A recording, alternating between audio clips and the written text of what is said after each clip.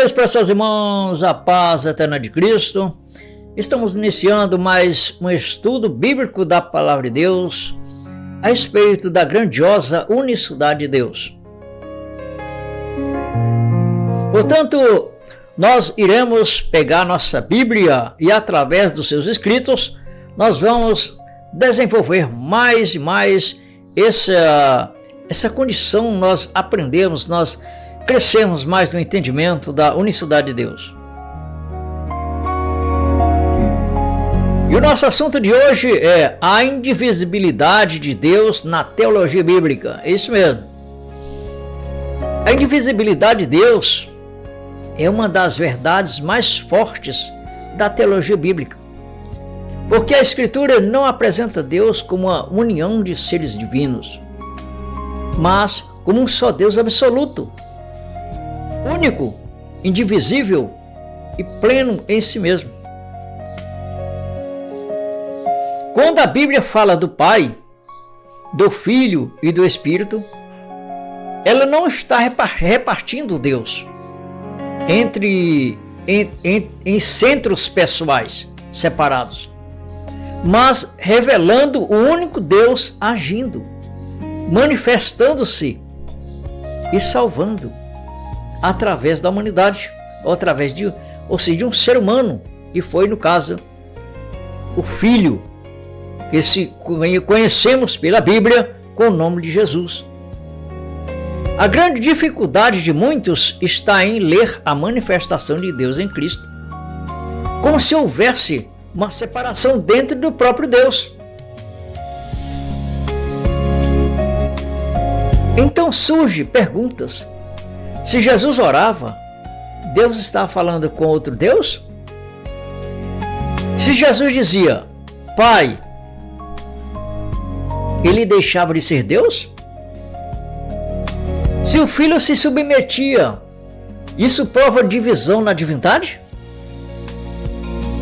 Essas perguntas precisam ser tratadas com profundidade, porque uma leitura superficial transforma a encarnação em enigma. Neste estudo, a base será simples e sólida. Deus é um só. E em Jesus Cristo, esse único Deus se revelou em carne, assumindo a verdadeira condição humana, sem deixar de ser quem sempre foi. A indivisibilidade de Deus não é negada pela encarnação. Ao contrário, é nela que a glória de Deus único se torna visível. Portanto, a vida religiosa de muita gente é marcada por confusão, porque imagina Deus dividido em vontades, consciências ou autoridades distintas.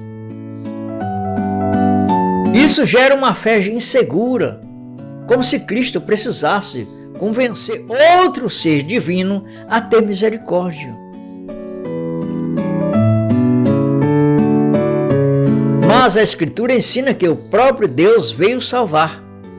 Isso muda a maneira de entender a oração, perdão, reconciliação e comunhão com Deus. Portanto, a afirmação teológica central é esta: Deus é indivisível, porque sua identidade é única, una, absoluta e incomparável. O contexto bíblico de Israel rejeitava qualquer pluralidade de deuses ou divisão interna da divindade. Por isso, Deuteronômio capítulo 6, versículo 4 declara: Ouve, Israel, o Senhor nosso Deus é o único Senhor. Esse texto não apresenta Deus como associação de pessoas, mas como o único Senhor da aliança. No mesmo sentido, Isaías 43, versículo 10, afirma: Antes de mim, Deus nenhum se formou, e depois de mim, nenhum haverá. Mostrando que Deus não admite outro ao lado dele. Também Isaías 44, versículo 6 diz: Eu sou o primeiro e eu sou o último, e fora de mim não há Deus. Isaías também 45, versículo 5 confirma: Eu sou o Senhor e não há outro, fora de mim não há Deus. Assim, a indivisibilidade de Deus nasce do próprio testemunho divino. Ele não compartilha sua essência com outro ser. Essa verdade precisa ser entendida sem reduzir Jesus a um mero representante externo de Deus. A afirmação bíblica não é que Deus enviou alguém separado dele para fazer sua obra, mas que Deus estava em Cristo, reconciliando consigo o mundo. O contexto da salvação mostra isso claramente em 2 Coríntios capítulo 5, versículo 19, quando Paulo afirma: Deus estava em Cristo reconciliando consigo o mundo. A reconciliação não foi feita por um segundo Deus ao lado do Pai, mas pelo próprio Deus presente em Cristo. Por isso, João, capítulo 14, versículo 9, registra Jesus dizendo: Quem me vê a mim, vê o Pai. Porque nele o Deus invisível tornou-se conhecido, visível, manifestado, visto pelos homens. A mesma lógica aparece em Colossenses capítulo 1, versículo 15. Quando Cristo é chamado de imagem do Deus invisível. Esse se aprofunda em Colossenses 2,9. Nele habita corporalmente toda a plenitude da divindade. Logo, Cristo não revela parte de Deus. Nele habita a plenitude. A encarnação não divide Deus, mas mostra o único Deus entrando na condição humana. Quando a Escritura fala do Filho, ela está falando da manifestação histórica de Deus em carne, nascido, visível, obediente e sujeito às limitações humanas reais. Por isso, João capítulo 1, versículo 1 declara: No princípio era o Verbo, e o Verbo estava com Deus, e o Verbo era Deus. E depois, João capítulo 1, versículo 14 explica: E o Verbo se fez carne e habitou entre nós. O Verbo não deixou de ser Deus ao se fazer carne.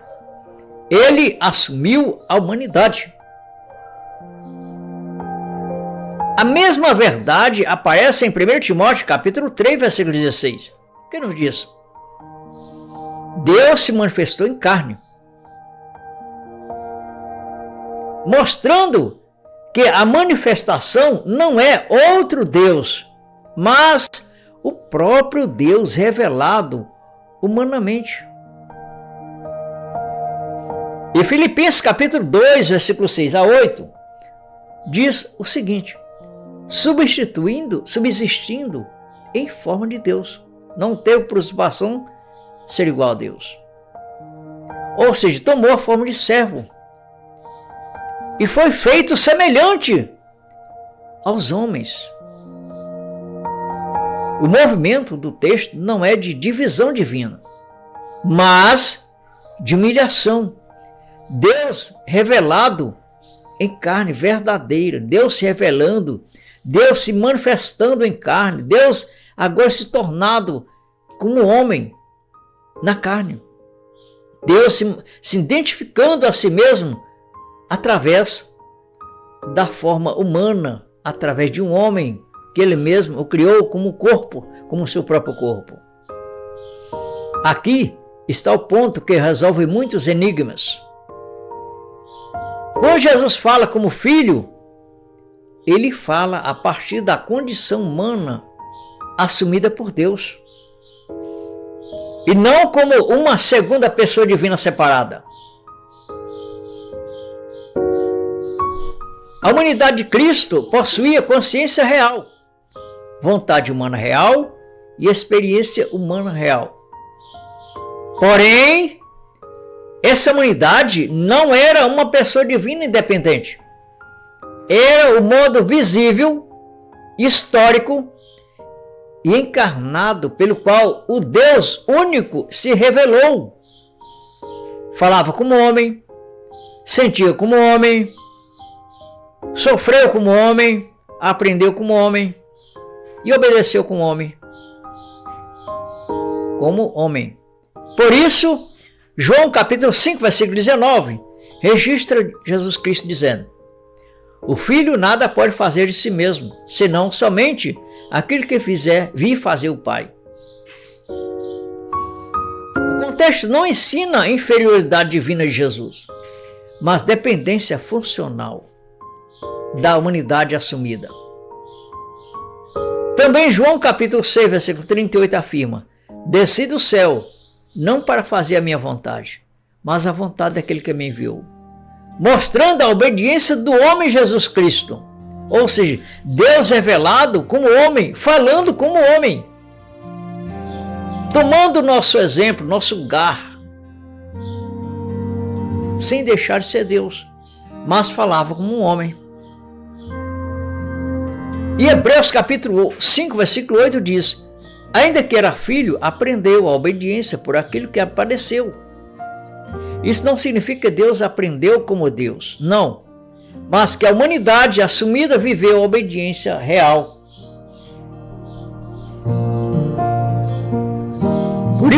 Por isso, a indivisibilidade de Deus preserva a grandeza da cruz. Na cruz, não foi um ser divino persuadindo outro a perdoar. Foi o próprio Deus, em Cristo, carregando o juízo da antiga aliança e abrindo plenamente a realidade da nova aliança. Em Atos capítulo 20, versículo 28, fala da igreja de Deus, que ele resgatou com seu próprio sangue. Linguagem fortíssima, que liga o sangue de Cristo à ação do próprio Deus. E em Hebreus capítulo 9, versículo 14, afirma que Cristo, pelo Espírito Eterno, se ofereceu a si mesmo imaculado a Deus, mostrando que a oferta ocorreu na humanidade real, sustentada pela presença eterna de Deus. Por isso, em Mateus capítulo 26, versículo 28, registra Jesus dizendo: isto é o meu sangue, o sangue do novo pacto, que é derramado por muitos para a remissão dos pecados. Assim, a cruz não divide Deus, ela revela o único salvando por meio da carne que assumiu. Portanto, meus prezados irmãos, minha irmã, meu prezado irmão em Cristo, esta é uma mensagem fortíssima, é uma mensagem que edifica na vida espiritual, para que assim não sejamos mais enredados por uma doutrina que divide Deus em três partes, como se fosse Deus Pai, Deus Filho e Deus Espírito Santo. Isso é politeísmo. E a Bíblia não sustenta isso. A palavra de Deus, através dos escritos bíblicos, sustenta a unicidade de Deus. Deus é um único ser. Deus é um ser.